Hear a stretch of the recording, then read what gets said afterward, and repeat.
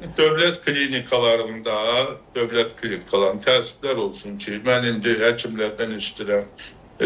Düzdür, baş həkimlər danışanda elə danışırlar ki, güya Amerikada zaddadır, amma elə deyil.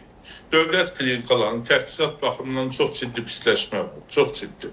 Bu il davam edəcək. Çünki icbari tibbi sığorta vəsaitləri 2 dəfə azalıb.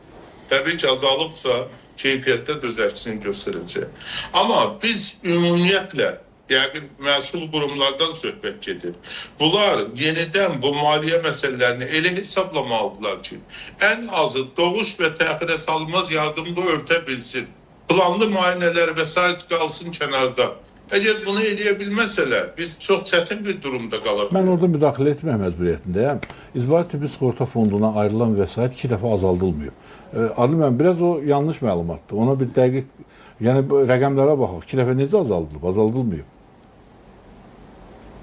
2 milyarddan 1 milyarda düşüb də. İndi siz deyirsiniz, əlavə fondlardan nəsə gələcək və s. Fondlardan gəlmir. Hal-hazırda təsdiq olunmuş büdcə var. Təsdiq olunmuş büdcədə azalma yoxdur. Valla bunu rəsmi qurumlar elan edib, bu mətbuatda da çıxıb, Milli Məclisdə də bu məsələ deyildi. Amma məsələ nədən gedir? Mən yenə deyirəm, ayrılan vəsaitin özünün də effektiv xərclənməsi üçün yenə də mexanizmlər var. Sadəcə buna həvəs lazımdır, bunu eləmək lazımdır. Bir il əvvəlki statistika var ortada. Həmin statistikaya istinad edib bu işi yenidən qurmaq mümkündür. Effektiv yanaşma ilə əlaqədar olan fikirlərə qatılıram. Dövlət xəstəxanalarının doğrudan belədir vəziyyət. Effektiv idarə etməklə əlaqədar olan fikirlərə qatılıram. Amma səhiyyə büdcəsində hal-hazırda bizdə azalma yoxdur. Amma dövlət xəstəxanalarında sadəcə yönəltmə başqa istiqamətlərdən. Dövlət xəstəxanalarında vəziyyət elədirmi? Dövlət xəstəxanalarında konkret hansı vəziyyəti deyirsiniz? Adil müəllim bayaqdan dediyi vəziyyəti. Yəni burada xəstələrin axını çoxdur. Bəzi hallarda həkim sayında deməli, dedi təchizatda problem var. Demək olar ki, daha da pis olacaqdır, dedi təchizat məsələsi. Təchizat məsələsində rəsmi açıqlamalar onu göstərir ki, təchizatda bəzi sıxıntılar ola bilər, tenderlərin keçirilməsi zamanı ləngimələr və s.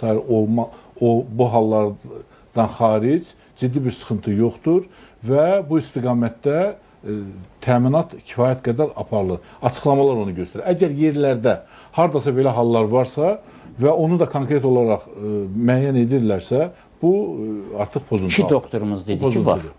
Əvvəla qeyd edək ki, icbari tibbi sığorta formalaşanda biz əvvəlcədən dedik ki, bu icbari tibbi sığortanın konkret mövcudluq prinsipləri olmalıdır. Bir, fiks olunmuş maaşlar. Oldu mu? Yox.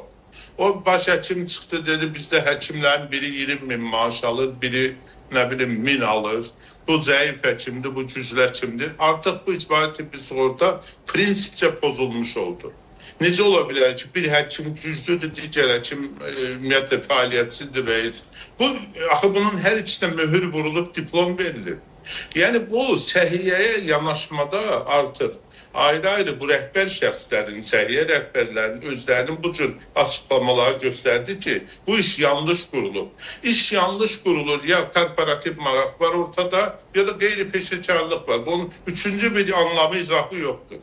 Və bu iş, birinci məsələ fiks olunmuş maaşların olmaması, randevu sistemi, elektron növbəllik sistemin qurulmaması, xəstələrin elə kütləvi şəkildə xəstəxanalara axışması və həkimlərin də təbii ki, birdən-birə o qədər xəstəlik keyfiyyətli müayinə etmə imkanı olmaması və üçüncü ən mühüm məsələlərdən biri ondan ibarət idi ki, biz icbari tibbi sığortanı yönəldərkən onun hansı sahələri öpməsi, hansı sahələri isə vətəndaşla dövlət arasında bölünməsini izah etməliydik insanlara. Məsələn, necə olur Almaniyanın 330 milyard euro icbari tibbi sığortasının səhi pulu ayrılır, bizim də 1 milyard. Bunların təbii ki, həyatı keçirilməsində də fərqlər mümkündür. Biz əhali sayına bölsək də, yəni bu rəqəm müqayisə olmayacaq dərəcədə deyil.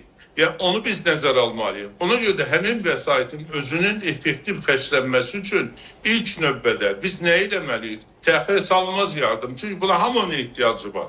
Bütün əhali kateqoriya. qarın boşluğun kəskin cərrahi xəstəlikləridir, qanamalardır və s. də yəni təxirə salınmaz durumlar ilə doğuş. Bunları icbari tibbi sığorta vətəndaşın kimliyindən asılı olmayaraq hamıda ötməlidir. Bir dəqiqə, mən Biz icazə Azərbaycan müdaxilə edəcəm. vətəndaşlar Mütləq, buyurun Düşmən. Yəni mən müdaxilə edəcəm bu məsələyə. Niyə görə müdaxilə edirəm?